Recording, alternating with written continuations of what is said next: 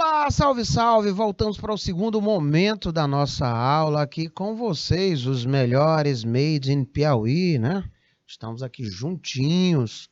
Olha, o pessoal do serviço jurídico, né? O técnico em serviços jurídicos vão estar amplamente trabalhando com esses conhecimentos. E qual é a parte boa?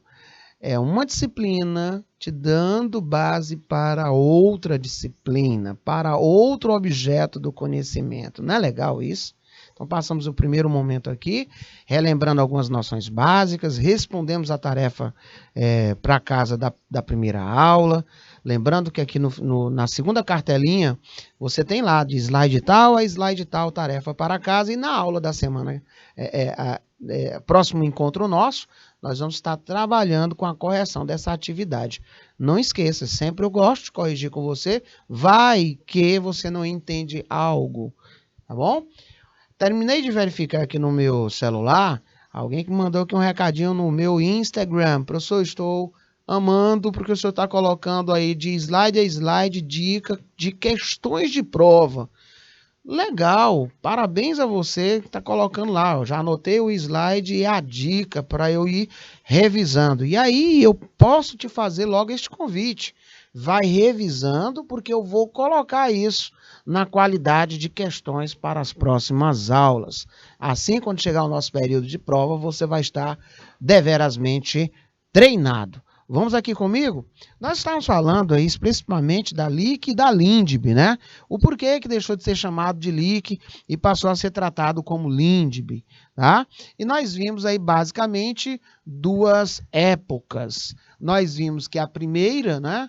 A LIC, nós vamos lembrar de uma época, né? Vigência de 1916. E falamos que a Lei 12.376 de 2010, não é? Que entrou em vigor em 31 de dezembro do mesmo ano, passando a vigorar com a seguinte redação: Lei de Introdução às Normas do Direito Brasileiro. Então, ela já afastava a qualquer dúvida acerca da amplitude do seu campo de aplicação, não mais voltada para as questões inerentes ao Código Civil, né? Ao direito civil. O direito civil, senhores, ele implica a pessoa nas suas relações do quê? Privadas. Por isso que ele está lá no campo do direito privado, tá?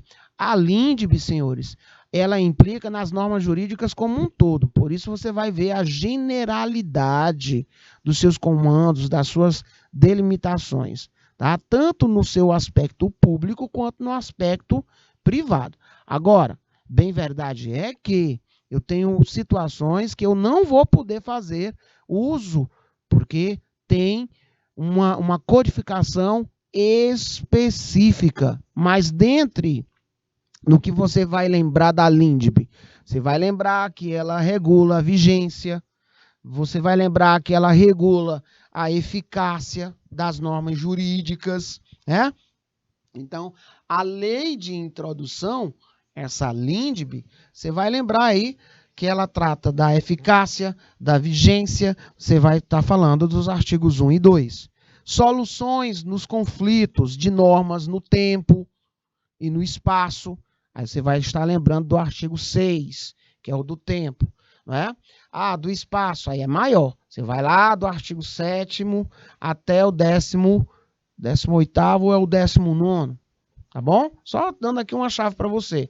Ele vai fornecer critérios da hermenêutica. Olha aí a LINDB, em sua plena atuação. Aí estou falando do artigo 5º, tá? Ela vai estabelecer critérios de mecanismos de integração de normas. Quando houver, adivinha o que, gente? As famosas lacunas. Aí eu vou estar falando do artigo 4º, tá? Só para vocês terem uma ideia. Ele vai garantir essa eficácia. Ele vai dizer assim: ei, tem um período, né? Tem um período até a publicação no Diário Oficial da Lei, tem um período que deva ser observado. Tem um período, né? Que é dada a eficácia, a vigência. olha só, esse manual aí, né, circunscrito em 2010. Uma amplificação de utilização dele é muito gigantesca. Então, a LINDB, ela é uma norma jurídica que visa regulamentar outras normas, composta por apenas 30 artigos, nos quais aborda a vigência da lei, a aplicação da norma jurídica no tempo e no espaço, as fontes do direito, que nós começamos a nossa aula dizendo quais são as fontes do direito. Você vai ver lá no seu artigo 4, né? Tendo como objetivo orientar a aplicação do Código Civil, diminuindo controvérsias que foram surgindo desde a sua primeira edição, lá de 1916. Tá? Então, vale pontuar que se trata de uma norma atemporal, visto que serviu para introduzir diversos códigos e leis. Tá? As principais finalidades da LINDB. Opa, questãozinha de prova. Anota aí, slide 30, as principais finalidades da LINDB. Terminamos de dizer, né? Quando nós estávamos aqui conversando sobre os artigos, né? Nós terminamos de dizer as principais finalidades, nós vamos já ver as características. Olha lá, primeira delas, coloque aí para lembrar, estabelecer a vigência e eficácia das normas jurídicas, tá?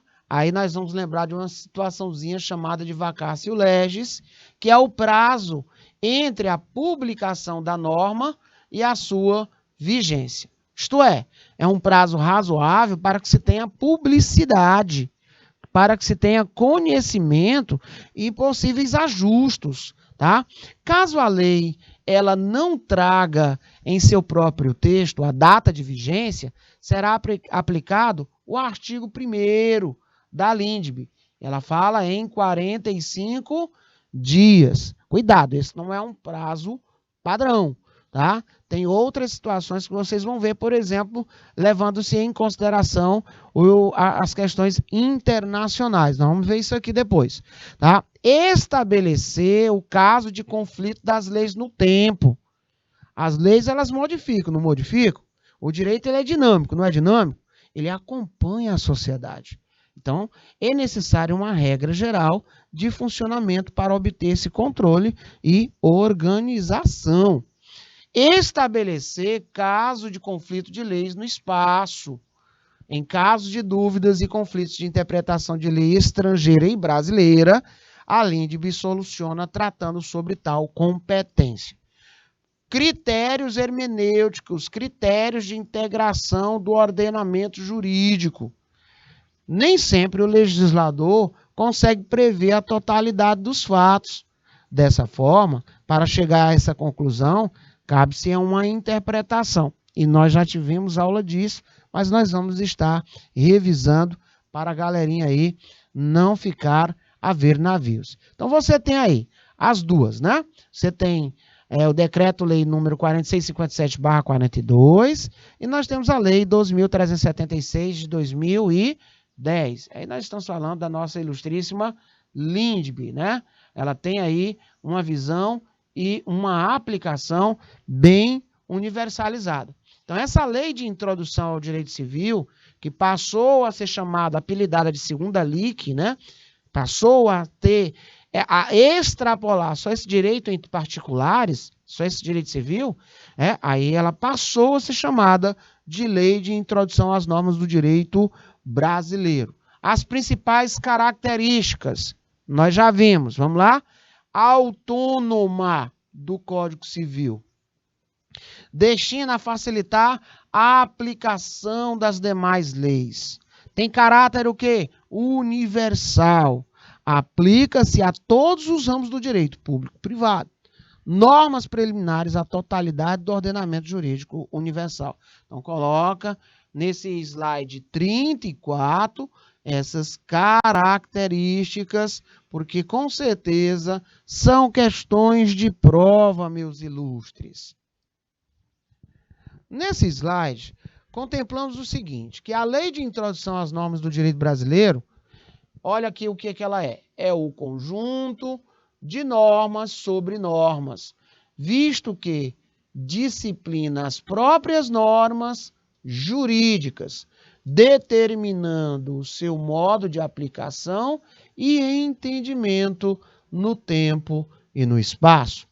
Nós já vimos que ela ultrapassa o âmbito do direito civil, pois enquanto o objeto das leis em geral é o comportamento humano, o da lei de introdução às normas do direito brasileiro é a própria norma. Então coloca que o objeto, não é? O objeto da lei de introdução às normas do direito brasileiro é a própria norma, visto que disciplina a sua elaboração, a sua vigência, a sua aplicabilidade no tempo e no espaço. As suas fontes, tá? Contém normas de sobredireito ou de apoio, podendo ser considerado um código de normas, por ter lei como seu tema central. Aí, sabe as palavras desse ilustríssimo professor Wilson de Campos. Aplica-se a todos os ramos do direito, exceto naquilo que for regulado de forma diferente na legislação específica. É claro, né? Se ela tem uma legislação específica, é óbvio que aí ela não vai, obviamente, né, se meter. Caso contrário, nós iríamos ter uma insegurança jurídica muito grande. Vamos para cá agora. Nós vimos aí que os artigos 1 e 2 regula a vigência e a eficácia das normas jurídicas. No artigo 5º, fornecer critérios de hermenêutica. No artigo 4º, ele vai estabelecer mecanismos de integração de normas. Isso quando acontece lacunamento. No artigo 3º, garantir não só a eficácia global da ordem jurídica, não admitindo o erro de direito. Coloquei aqui só para vocês observarem esses artigos como dica de leitura. É muito bacana essa leitura e esclarecedora, né? Então nós vimos aí no início da nossa aula, falamos aí sobre a questão das fontes do direito, né? Nós vimos que há um grande arcabouço de informações sobre isso. Já deixei aqui, né, muito bem selecionado para vocês, informações precisas de prova. Fontes históricas, nós vimos que nem todos os grandes estudiosos aceitam as fontes históricas como fontes do direito, pois eles dizem que trata de uma outra ciência, é objeto de um outro estudo, tá? Fontes atuais, as quais se reportam ao indivíduo para afirmar o indivíduo, né, a questão do direito e a sua fundamentação na sentença. As formais, aqui nos interessa, nós vimos aí a lei, analogia, costume e princípios gerais de direito. E as não formais, né, doutrina, jurisprudência, certo? Principal, a lei. As acessórias, analogia, costume, princípios gerais do direito, doutrina e jurisprudência. Diretas ou imediatas. A lei e o costume, gente. Diretas ou imediatas. A lei e costume. As indiretas ou imediatas. A doutrina e a jurisprudência. Nós já vimos o que era uma doutrina e o que é uma jurisprudência. Mas, olha, para revisar o que é, vamos lá, o que é lei, o que é costume, você tem tudo isso anotado lá do módulo 1. O que é doutrina e o que é uma jurisprudência. Pode ter certeza que nós vamos trabalhar e muito isso em tempo oportuno. Relembrar cada um desses itens. Isso, pois, nós temos situações e mais situações de questões que dentro da introdução ao direito civil, isso é perfeitamente ajustável. Tá? Ficou curioso? Professor, eu fiquei. Meios de integração do direito. O que seria isso? Bom, para sanar essa curiosidade, tá? Segundo a doutrina, os meios de integração eles deverão ser utilizados na mesma ordem que previsto na norma, que é a ordem hierárquica. Analogia, costumes, princípios gerais do direito. Analogia, costumes, princípios gerais do direito. Mas o que consiste essa analogia? Aplicação de uma norma prevista para uma hipótese diferente, porém semelhante. Assim, para um caso não previsto na legislação, utiliza-se a norma prevista para o caso que seja parecido, análogo, tá? Respeitando as suas individualidades e, obviamente, de acordo com a lei. Tá? Não se pode ao bel prazer, não se fala ao bel prazer, tudo isso tem uma prescrição. A analogia, senhores, só a título de curiosidade, pode ser legis, que é a legal, quando se utiliza apenas de um dispositivo legal para solucionar a omissão legislativa. Artigo 12, parágrafo único do CC, aplica-se também ao companheiro. Parágrafo único, em se tratando de morto, terá legitimação para requerer a medida prevista nesse artigo o cônjuge sobrevivente ou qualquer parente em linha reta ou colateral ou até o quarto grau. Nós vamos ver isso aqui um pouquinho mais adiante, quando nós falarmos de união estável, quando nós falarmos de as questões sucessórias, tá? Nós vamos dar uma rabiscada também, porque é algo muito bacana quando se vai falar de direito de família. Tá? A analogia jurídica, a iuris, o nome já diz, quando se utiliza de um sistema jurídico ou de um conjunto de normas com o objetivo de obter uma regra ou um princípio comum. Então, para você ter essa ideia, esses meios de integração, ele nada mais é do que a utilização de uma das ferramentas de correção do sistema previsto lá no artigo 4º da Lei de Introdução. A analogia, o costume ou os princípios gerais do direito. Tá? Essa analogia jurídica, essa operacionalidade, que nós pegamos um caso em concreto e fazemos uma correlação, salvaguardando aí as suas diferenças. Né? Análise de caso a caso. Certo, senhores? Muito bem. Vamos avançar?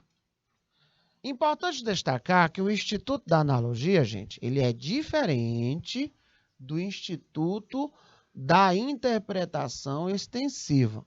A analogia é meio de integração. A interpretação extensiva é meio de interpretação. Então, não confundir um com o outro. Mas também nós vamos ver isso aí um pouquinho mais na frente. Quando se usa a analogia, a aplicação da norma ocorre em uma hipótese que não estava contemplada em sua essência, ou seja, na lei. A norma foi criada para um caso e é utilizada em outro semelhante, mas não igual. Já na hipótese de interpretação extensiva, a aplicação da norma ocorre em caso que não estava expresso na letra da lei, mas que estava compreendida em sua essência. Uma não estava na essência e a outra está. Né? A norma foi criada para um caso e ela é usada em outro da mesma natureza, ou que dele se desdobra. Costume deriva da prática reiterada, constante, pública e geral de determinado ato com a convicção de sua obrigatoriedade. Para que o costume possa ser utilizado, ele deve atender 2 requisitos. Seu uso deve ser continuado e deve haver a certeza de sua obrigatoriedade. São elementos do costume. O objetivo é a conduta, ato reiterado, público e geral. Subjetivo ou psicológico é a convicção de sua obrigatoriedade jurídica. Um aluno me fez uma pergunta: professor, eu posso lembrar do consuetudinário, o direito consuetudinário? Com toda a convicção. E aí nós falamos sobre isso, não é? Falamos aquele exemplo bem clássico da questão dos cheques com uma data que não é a do dia. Os costumes, eles podem ser classificados secundum legem, aquele que está de acordo ou até mesmo previsto na própria lei, é quando a lei traz expressões como segundo o costume do lugar, se por convenção ou costume, etc. Isso é a afirmação de Cristiano Chaves. O costume secundum legem é aquele cuja utilização é imposta expressamente pelo próprio texto da lei, quando a norma jurídica remete à solução do conflito aos usos habituais de um lugar. Prater legem é um costume que está além da lei. Já deu para notar que se está além da lei, ele não tem boa receptividade, né? Ele não é muito bem receptivo. Aquele que se utiliza para suprir a omissão legislativa para complementar a lei. Diz respeito a uma situação que não está nem proibida, nem permitida pelo ordenamento. Aí o que é que acontece? Não tem essa receptividade, precisa da segurança jurídica, aí entra todo o know-how dos nossos queridos legisladores, dos queridos juristas. Olha lá o cheque pré-datado, olha o cheque pós-datado, tá? Viu que aquela prática era recorrente, imprescindível e dada como importante, bora lá, para dar segurança jurídica. Aí teve o surgimento da súmula 370 do STJ. Certinho, meus ilustres? Quando a lei for omissa e não for possível preencher a lacuna pela analogia, poderá o magistrado dirimir o conflito através dos usos e costumes de um determinado lugar. Muito bem. Agora nós vamos ver esse outro rapaz aqui, ó. Esse não é bom, é de jeito nenhum. O contra-legem, o nome já diz. Ocorre quando o costume ele é contrário à lei. É também chamado de abrogatório. É quando é em determinada localidade, um contrato ao qual a lei determina uma forma é comumente feito sem atender a ela. Tá? Ou seja, tem uma forma prescrita, né, dispositivada, como ele é contra-legem, ele faz de encontro a esta lei. Então, já deu para notar que ela realmente não é bem-vinda de jeito nenhum. Então, dos 3 tipos de costumes expostos, o único que não pode ser aceito é o contra-legem, segundo a doutrina tradicional, tá, gente? Em nosso sistema jurídico vigora o preceito de que o desuso e o costume não revogam as leis, que é o princípio da supremacia da lei. Princípio da supremacia da lei. O que são esses princípios gerais de direito? São regras jurídicas norteadoras e universalmente aceitas. Não existe a exigência de que estejam expressos em lei, podendo estar implícitos, como, por um exemplo, o princípio da legalidade, da liberdade, da igualdade. Já os princípios, né, gerais do direito são as formulações gerais do ordenamento jurídico, alinhavando pensamentos diretores de uma regulamentação jurídica que, como diretrizes gerais e básicas, fundamentam e dão unidade a um sistema ou uma instituição. Equidade. Nós já sabemos que isso aqui tem que ter previsibilidade em lei, né? É a busca do ideal de justiça, de forma que a solução dada ao caso concreto produza efetivamente a justiça. A equidade, ela não constitui meio de integração, mas exerce função integrativa. Aí você vai lembrar do artigo 4º. Não podendo ser considerada como meio de integração das normas jurídicas. Tema, inclusive, bastante cobrado nessas provas nossas. Cuidado. No entanto, sua aplicação possui função integrativa, configurando-se em meio de solução para as omissões legislativas, quando esgotados os meios dispostos aqui, ó, no artigo 4º. Tem lá a sequenciazinha que nós colocamos, né? Não tem a sequência? Muito bem.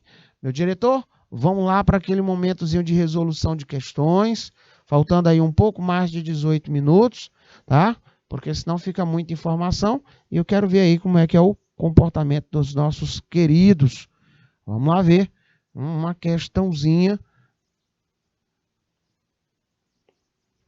2 minutinhos aí para a leitura e vocês vão me dizer se é falso ou errado e se for falso, aonde está o erro. 2 minutos na tela.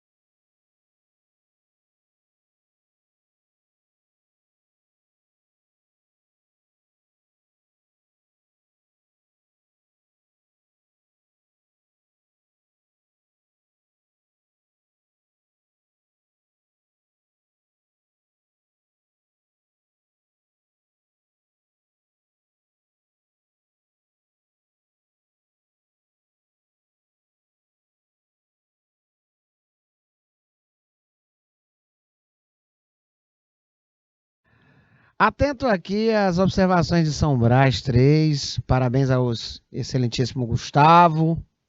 Né? Também pessoal lá de Pedro II se manifestando ali, colocando a resposta. Já estavam com saudades aí do pessoal de Pedro II, sempre muito participativo. Ele tocou aqui no artigo 4º, né? Artigo 4º da Lei de Introdução ao Código Civil, artigo 140 do CPC, falou de analogia, costume e princípios gerais do direito. E aí ele diz que quando a lei for omissa, o juiz decidirá o caso de acordo com a analogia, os costumes e os princípios gerais do direito. Nós vimos que é uma sequenciazinha lógica, né? Tá lá nas setas. O juiz não se exime de decidir sob a alegação de lacunamento ou obscuridade. Aí ele fala que nesse sentido é correto afirmar que o juiz, a qualquer pretexto, pode inclusive fazer uso da equidade. Nós vimos que isso está falso. Não é a qualquer pretexto, tá? Porque nós sabemos que para se fazer uso da questão inerente à equidade, tem que ter uma previsibilidade em lei, e nós vimos isso no seu parágrafo único. O juiz só decidirá por equidade, né, nos casos previstos em lei. Parabéns aí ao pessoal de Pedro segundo, acertando aí de primeira, tá? Próxima questão, análise lá daquela parte introdutória dos conceitos e definições básicas, tá? Vamos fazer aí a ponderação. Qual é a que está correta e o que é que indica cada um desses itens? Para tanto, 2 minutos na tela.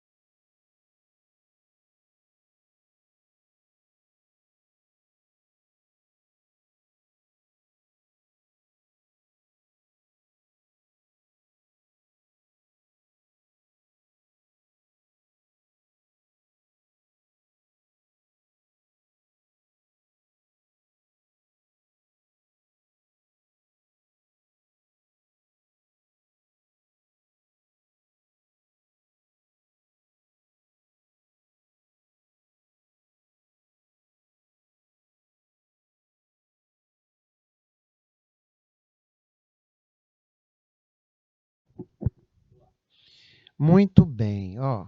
Um verbete que registra a interpretação pacífica ou majoritária adotada por um tribunal a respeito de um tema em específico, a partir do julgamento de diversos casos análogos. Você vai botar aí a letra D como sendo súmula.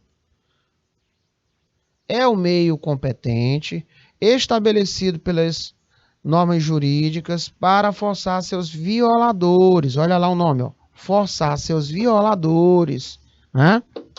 Forçar os seus violadores. Crava aí, ó.